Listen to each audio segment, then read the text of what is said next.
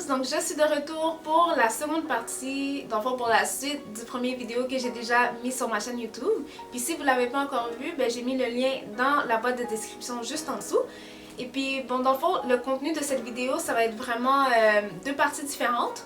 Donc la première partie sera un peu vous décrire c'est quoi mon expérience avec le visa d'études, puis aussi des choses importantes à savoir par rapport au gouvernement du Canada, l'assurance maladie du Québec, donc la RAMQ, quand tu veux partir en échange. Fait que ça va être des choses qui sont plus comme informatives.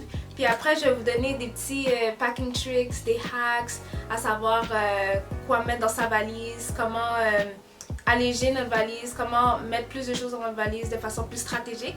Donc je vais vous donner plusieurs petits trucs pour partir en voyage. C'est pas rapport avec un échange étudiant, c'est vraiment juste des petits trucs de voyage à savoir. Donc on va se revoir au courant de la vidéo. Focus, focus, je veux focus. Est-ce que c'est focus? Est-ce que c'est focus? Nous sommes focus, focusons, focusons. Bon, alors on va commencer avec le visa, autrement appelé le permis d'études.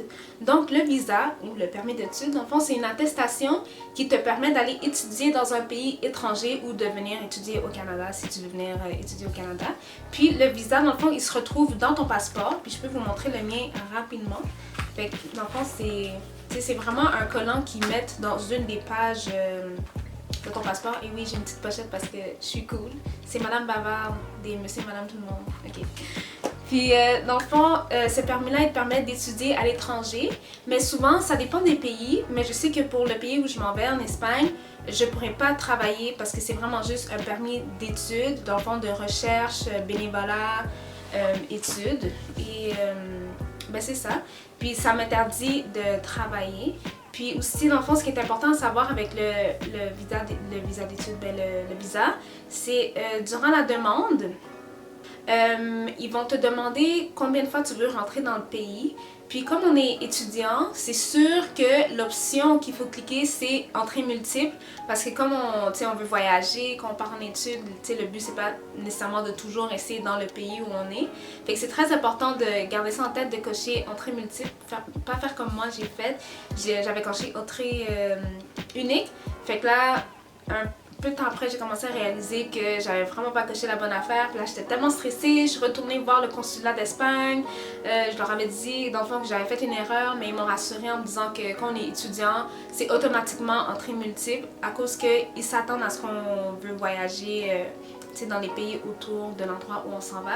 Donc, juste garder ça en tête, de toujours mettre entrée multiple lorsque vous allez voyager pour votre demande de visa. Aussi, c'est important d'apporter avec soi quand on va faire la demande de visa une preuve de notre relevé bancaire, dans le fond, qui stipule qu'on a assez d'argent pour partir étudier dans un autre pays. Ils veulent s'assurer qu'on a de l'argent en plus, autre que les bourses qu'on reçoit. Et aussi, c'est important d'avoir la preuve qu'on a été accepté dans un autre établissement scolaire, juste pour prouver qu'on s'en va vraiment là pour étudier. C'est qu'on s'en va pas vraiment là juste pour chill, même si on sait qu'on s'entend que quand on part en échange, on s'amuse aussi. Aussi, c'est important de ne pas confondre le visa d'études avec le visa de travail, parce que souvent, il y en a qui vont étudier pour travailler. Ben, dans ce cas-là, ils vont étudier pour travailler ou durant leurs études, dans le fond, ils peuvent travailler soit par un stage rémunéré ou tout autre. Et ça va être vraiment important de prendre un visa de travail, dans le fond, qui te permet de voyager. Un visa de travail qui te permet de travailler pendant que tu étudies. Mais ça, c'est une autre chose que je n'ai pas faite, fait que je ne vais pas vraiment rentrer dans les détails de ça, mais juste, c'est bon à savoir, dans le fond, les deux, car ils sont complètement différents. Après, maintenant, je vais vous parler un petit peu de l'assurance maladie. C'est vraiment rien de grand, mais c'est important d'avoir des assurances quand on s'en va en voyage, même si c'est pas pour une longue durée. Des fois, on s'en va aux États-Unis ou quelque part pour une semaine ou quelques jours. Ben, c'est bon d'avoir des assurances qui peuvent couvrir ces affaires-là parce que tu sais jamais quand il y a quelque chose qui peut arriver là puis t'es vraiment mal pris. Puis on va dire, déjà on connaît juste les États-Unis qui sont à côté de nous, comme le système de santé là-bas est complètement différent que le nôtre. Alors tu peux pas avoir à payer des frais de comme 10 000 $ parce que, je sais pas, tu t'es cassé un doigt ou quelque chose s'est passé. Fait que c'est vraiment important d'avoir des assurances quand tu t'en vas, que ce soit avec je connais pas vraiment toutes les assurances, fait que je vais pas les nommer. Mais tu sais, c'est important d'avoir des assurances médicales quand tu t'en vas pour éviter des problèmes. Donc, concernant aussi les assurances, lorsqu'on s'en va quelque part, c'est bon d'aviser la RAMQ de notre départ. Là, je parle vraiment pour des départs qui sont un peu plus longs que comme, un mois, là. C'est bon de les aviser dans le fond qu'on s'en va parce que s'il y a quelque chose, ben, ils vont être au courant qu'on est déjà parti. Et puis, ils vont pouvoir aussi, entreprendre des démarches beaucoup plus rapidement de cette façon-là que s'ils n'étaient pas au courant, puis là maintenant ils doivent ouvrir un dossier, blablabla. Donc ça c'est important à savoir par rapport à la RAMQ. Puis pour mon expérience, honnêtement, moi, je sais pas, peut-être c'est à cause que c'est la saison estivale, mais je les ai appelés pendant 2 semaines, à chaque 2 jours. J'ai les preuves sur mon téléphone. Puis honnêtement, j'étais toujours on hold, où ça faisait juste fermer la ligne à cause que supposément il y avait trop de monde qui appelait la RAMQ en même temps. Et puis il y a même une fois j'ai attendu 1h45 minutes on hold. J'ai été prendre une marche avec ma mère. Et puis honnêtement, on a pris une longue marche là. Puis je suis revenue à la maison de la marche et puis j'étais encore on hold. I was so pissed off, I just canceled the call. Mais dans ce temps-là, après, je me suis dit, bon, je vais pas attendre que eux autres m'appellent parce que honnêtement, je vois pas comment ça va aboutir. Donc, je me suis déplacée au bureau de la RAMQ au centre-ville dans une journée chaude et qu'il y avait beaucoup de monde. Alors, juste vous aviser qu'à la RAMQ, il y a tellement de gens. Et puis, perso, moi, je trouve pas que c'est bien organisé, mais ça, c'est juste mes observations, c'est juste ma perspective des choses. Et puis, ça peut être vraiment long, le temps d'attente aussi. Ouais, c'était long. C'était long. Puis ça a duré 5 minutes, mon rendez-vous, là, legit, là, comme c'était long. Fait que juste vous préparez mentalement que si vous allez à la RAMQ, soit vous y allez tôt le matin, comme dès l'ouverture. Faites pas comme moi je suis arrivée là-bas, il était midi. Ouais, il était midi quand je suis arrivée là-bas. Fait tu sais, vraiment, s'y prendre d'avance, être organisé. Mais après, ça dépend vraiment de tous les cas.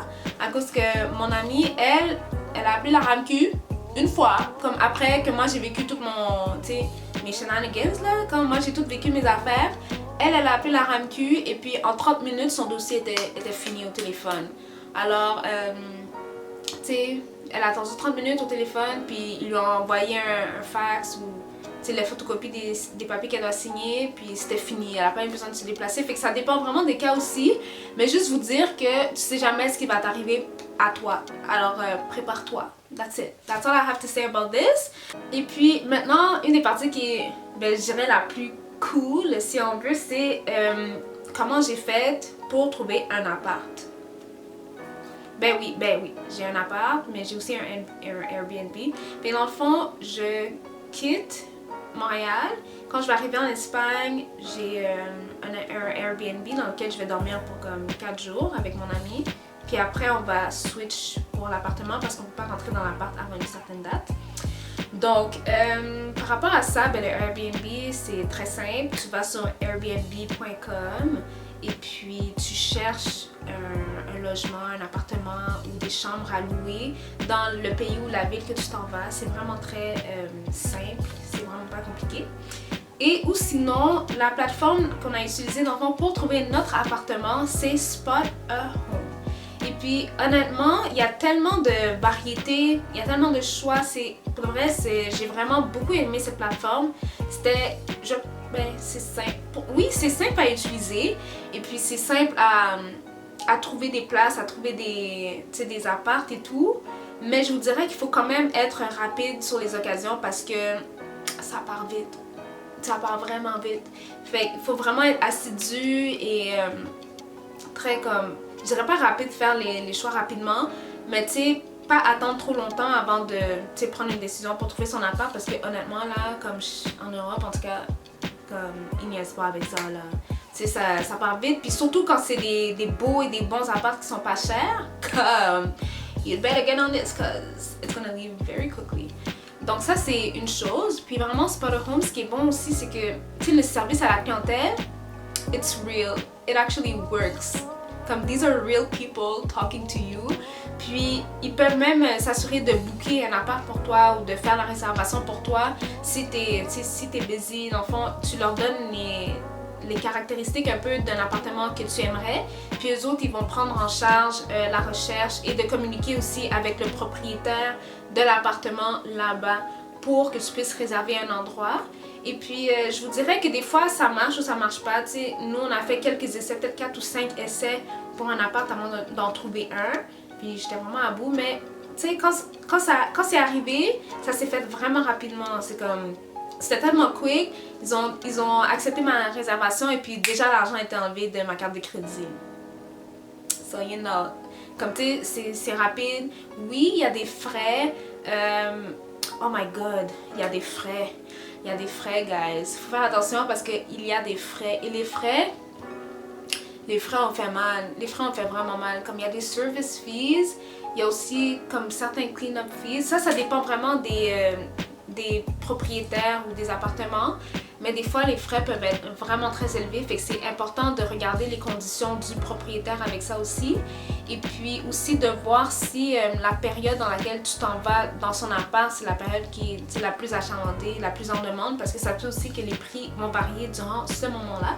Donc c'est très important de prendre ça en considération également. Et puis, ce qui est bon aussi avec Spotahome, Home, c'est que tu peux l'utiliser, tu peux mettre l'application sur ton téléphone aussi. Donc, tu n'es pas toujours obligé d'être sur un ordi pour le faire. Tu peux vraiment le faire de ton téléphone. Mais je dirais que c'est plus optimal sur un ordi. I'm just saying. Perso, tu sais comment moi je l'ai vécu, je dirais que c'est plus optimal de le faire sur un ordi, mais c'est très possible de le faire aussi sur ton téléphone. Une autre chose aussi qui est bon avec Spotahome, Home, c'est que des fois, il y en a qui veulent... Tu sais, Airbnb, c'est plus pratique pour si tu t'en vas quelque part pendant un court temps. Tu vas pas rester là trop longtemps. Mais avec Spotahome, Home, ce qui est bon, c'est que vraiment, si tu veux faire quelques mois, même voire une année, dans un autre pays, dans un autre endroit, tu sais, ça, c'est super utile là pour trouver un appart à un bon prix. Comme pour de vrai, ça vaut vraiment la peine. Puis même si tu prévois un voyage l'année prochaine, je te dirais de checker Spotahome. Home. Ça va peut-être te revenir moins cher que Airbnb. Just saying. Mais pour de vrai, ça vaut vraiment la peine de regarder ça puis de préparer en avance tes plans. Je sais que ça fonctionne beaucoup en Europe, mais il y avait beaucoup de variétés. Je m'en rappelle plus si c'est... Je pense pas que c'est down vraiment au Canada. Je pense pas vraiment que c'est quelque chose qui se fait. Mais tu sais, à regarder dans les endroits, les propositions de places qu'ils te donnent. Puis tu peux déjà être prêt à booker ton voyage si tu veux partir quelque part. Ou si tu veux partir en échange l'année prochaine ou cette année. C'est quelque chose que tu peux considérer également. Alors pour commencer, dans le fond, il y a plusieurs personnes qui m'avaient dit qu'en Espagne, il faut que je fasse vraiment attention parce qu'il y a beaucoup de pickpockets. Il y a beaucoup de gens qui peuvent arriver puis comme juste ouvrir ton sac avec un couteau ou ce genre de trucs là. Là, je me suis dit, ok, il faut que je fasse attention, puis je ne vais pas apporter le sac à dos que j'ai présentement parce que il y a quand même une certaine valeur, puis je tiens à mon sac. Fait que là, je me suis dit, ok, alors je vais voir sur internet, est-ce que je peux trouver des sacs comme anti-vol, des trucs comme ça. Et puis, j'ai trouvé, je vais faire la petite démo de mon sac que j'ai acheté. Donc, voici mon nouveau sac à dos. Ça a l'air de Jansport, mais c'est pas un Jansport. Ou d'un Herschel, mais c'est pas un Herschel. Comment tu veux le prononcer, je sais pas. Dans le fond, ça s'appelle Pack Safe, City Safe, Sling Safe. Attends, j'ai la description ici là. Donc, le nom du sac c'est Backpack Sling Safe LX400 avec la compagnie Pack Safe. C'est une compagnie qui fait des sacs anti-vol. Puis c'est un sac à dos qui est vraiment très simple, très basique. Basique, simple, basique. Bon, alors ici, il y a une pochette pour mettre mon laptop. Puis ça peut prendre genre jusqu'à un laptop de 15 pouces, fait que c'est bon et très pratique. Il est aussi mentionné que ce sac, il est RFID safe. Ça veut dire que les gens ne pourront pas retracer les données importantes, soit dans mon passeport, mes cartes de crédit, mes cartes de débit, tout ça. Et ça, c'est important à savoir aussi. Et puis, il y a un petit peu d'espace. J'essaie de montrer l'intérieur. Mais il y a un petit peu d'espace pour mettre tout ce que j'ai besoin en général. Fait que ça, c'est bon. Après, on a une petite poche en avant qui est très intéressante. Et puis, ce qui est pratique avec la poche en avant, ce qu'il faut savoir, c'est que... Je vais me rapprocher. Vous voyez ici, il faut que je passe... Dans le fond, si ça, c'est comme ça. Ben, ça va être plus difficile. J'essaie de bien montrer là, mais comme il n'y a même pas le focus. Low, ok. Fait quand c'est de même là, c'est plus difficile pour la personne d'essayer d'ouvrir mon sac. Fait que ça c'est quelque chose d'important à savoir, c'est très pratique. Puis aussi dans l'autre poche qui est la plus grande, il y a un petit hook. Ah! Fait que là je passe mon zipper à l'intérieur. C'est pas aussi compliqué, c'est juste que je suis mal placée pour le faire.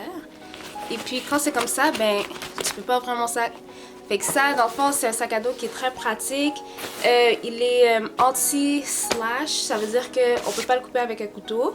Puis ce qui est le fun aussi, c'est que je peux retirer ce petit, le petit pouch là, tu sais, je peux le retirer avec les trucs ici. Puis ça fait comme un genre de mini crossbody bag ou un petit fanny pack, un sac banane, comme vous voulez l'appeler. Fait que ça, c'est un sac qui est très intéressant si tu pars en voyage et que tu veux tu sais, avoir un sac à dos sécuritaire. Donc ça, c'est un bon sac à avoir. Ici, j'ai des petits pots en silicone qui sont approuvés par les douanes. Donc tu peux mettre tous les produits que tu as besoin de mettre à l'intérieur. Les miens sont déjà un peu remplis à cause que j'avais un voyage cet été puis je les ai utilisés. Et dans le fond, je les ai remplis pour le voyage de mon échange étudiant. Donc, tu sais, c'est des petits pots très pratiques que tu peux mettre n'importe quoi à l'intérieur. Puis, ils sont tous en dessous de 100 ml.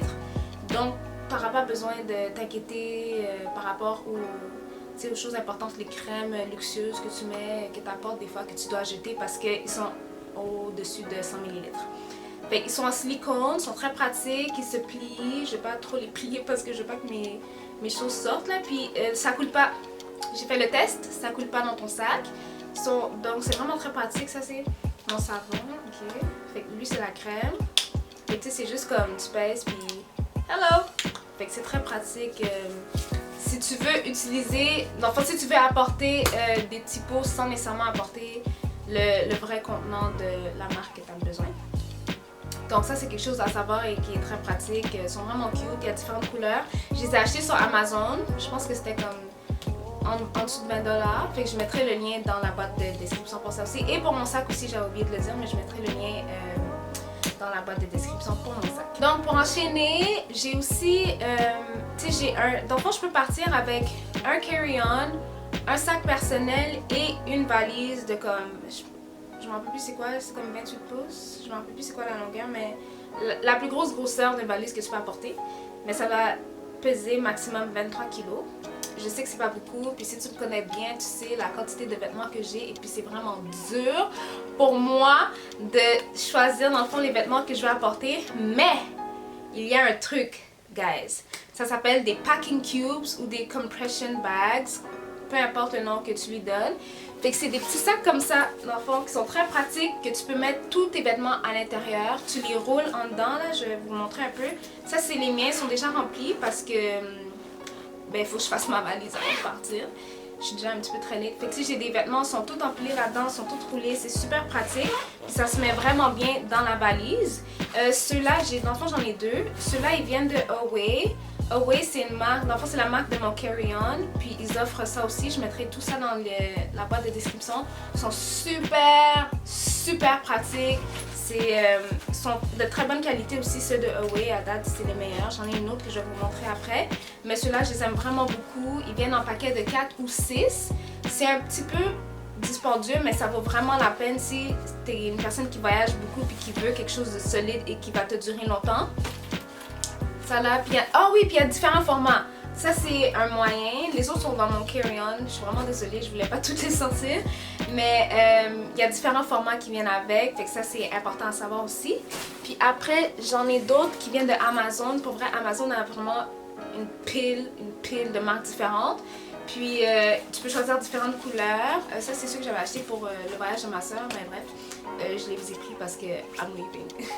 Ici, j'ai empilé toutes mes chandails, mes sweaters, mes choses qui sont un peu plus comme épais. J'en ai d'autres aussi avec mes hoodies et all that. Mais c'est super pratique. Puis eux autres, ils ont une petite ganse là, que tu peux apporter comme ça, comme un sac à main. Fashion.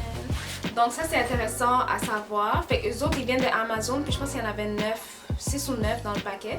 Fait un peu plus que ceux de Away. Ils sont beaucoup moins chers, puis ils sont aussi de très bonne qualité. Donc après j'ai aussi acheté un duffel bag qui est pliable. Fait que ça c'est mon duffel bag. Vous voyez l'image du sac? Well that's my bag. Puis c'est 45 litres de comme... C'est comme si ça... C'est 45 litres. Fait c'est grand, c'est large, c'est un bon sac. Je vais l'ouvrir pour vous le montrer. Et dans le fond, mon duffel bag, c'est super pratique si je veux pas tout le temps apporter mon carry-on quand je veux faire des petits voyages.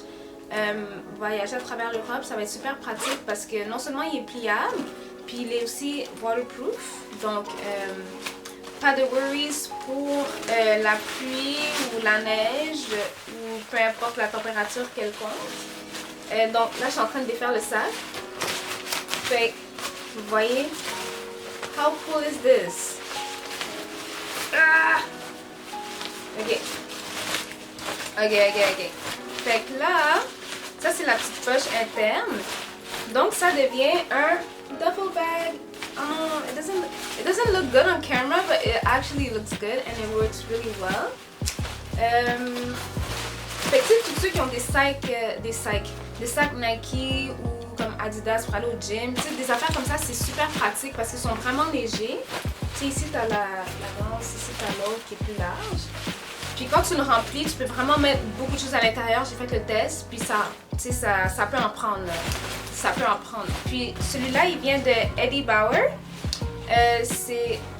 C'est une marque dans le fond qui fait beaucoup de choses pour comme outwear, si tu vas aller faire du camping, hiking, all that stuff.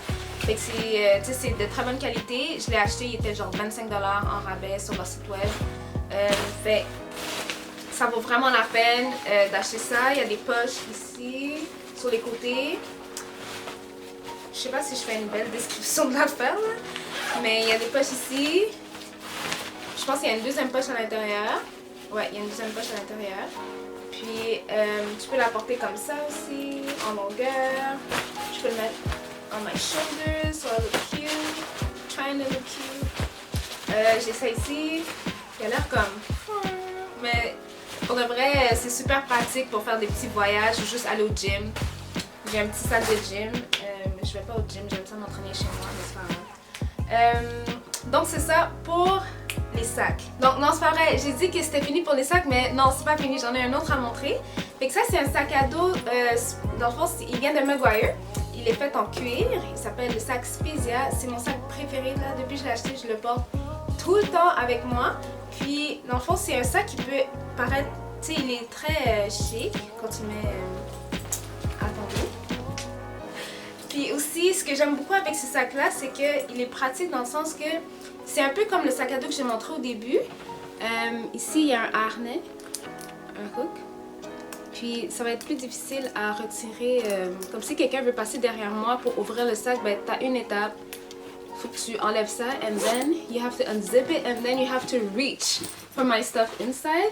Fait que je trouve que c'est vraiment très pratique si je veux juste avoir un sac à dos cute que je peux me promener avec dans les différentes villes ou pays que je vais visiter ou juste me promener à Montréal.